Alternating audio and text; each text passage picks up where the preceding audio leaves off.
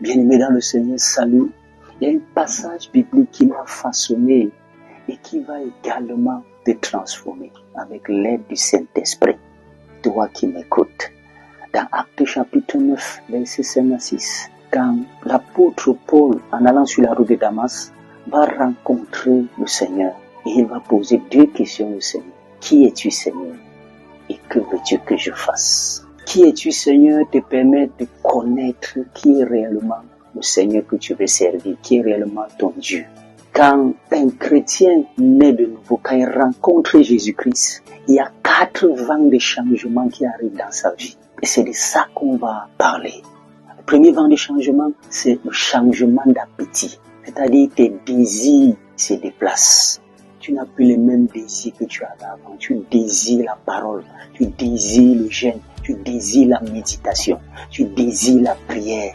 Ça se déplace, tu n'as plus les désirs du monde. C'est pour ça qu'il dit dans Psaume 42, verset 2, « Mon âme a soif de toi ». Tu commences à avoir soif du Seigneur, tu veux passer du temps avec lui. Ça, c'est le premier changement qui arrive. Le deuxième changement, c'est le changement de caractère. Ce premier changement, qui est le changement d'appétit, on va directement enchaîner avec le changement de caractère. Ton caractère va changer, ton attitude va changer. Et les gens vont commencer à dire que ce que tu faisais hier, tu ne fais plus. Parce que dans 1 Pierre 2, verset 12, ça veut parler du type de caractère que le Seigneur veut. Et c'est le caractère chrétien qui sauve et non le miracle. Il y a aussi un autre changement qui va venir dans ta vie. C'est le changement d'influence. Dans Romains 12, verset 1 à 2, la Bible dit que laissez-vous transformer par le renouvellement.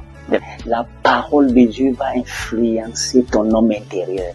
L'influence va changer, c'est-à-dire la force que tu vas dégager va devenir une force qui va venir de la parole. Ton homme intérieur change. Les choses qui t'influençaient hier ne vont plus t'influencer. C'est pour ça que l'apôtre Paul dit que ce que je considérais comme des biens, je les vois comme des pertes à cause de Christ. Parce que c'est les besoins du royaume qui m'influencent et non les besoins du monde.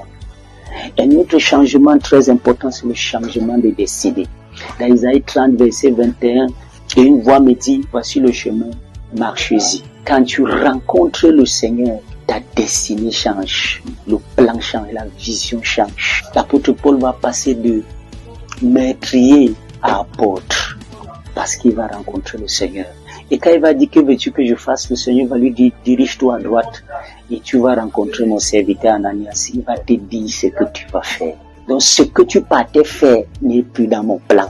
C'est comme tu m'as rencontré, je te donne de nouvelles directives. Et c'est ça la vision. Sois abondamment béni, bien-aimé. Shalom.